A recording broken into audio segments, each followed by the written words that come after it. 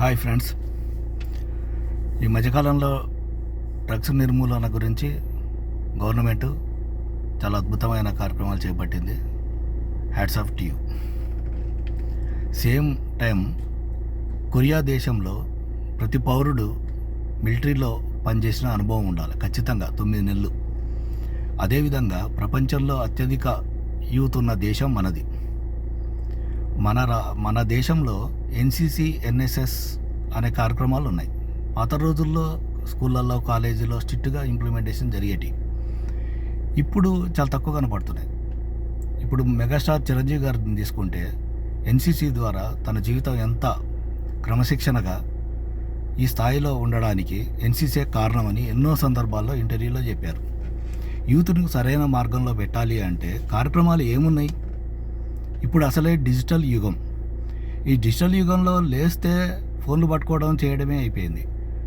Walking చేయడానికి వృద్ధులకి అక్కడక్కడ పార్కులు ఉన్నాయి, కానీ చిన్నపిల్లగాళ్ళు ఆడుకోవడానికి, గల్లీ క్రికెట్లు ఆడుకోవడానికి ఎక్కడ గ్రౌండ్లు అనేవి కనుచూపు మేరలో కూడా కనపడటం లేదు.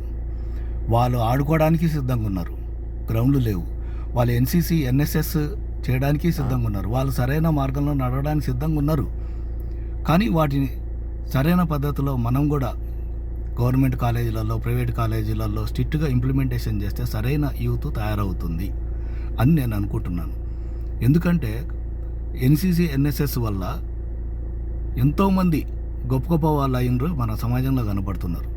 కాబట్టి దయచేసి స్టేట్ గవర్నమెంట్లు, ఇండియా గవర్నమెంట్ మొత్తం యూత్ను సరైన మార్గంలో పెట్టడానికి ఈ 2 సంస్థలను స్ట్రిక్ట్గా ప్రతి కాలేజీలో ఇంప్లిమెంటేషన్ చేస్తే బాగుంటుందని నేను అనుకుంటున్నాను.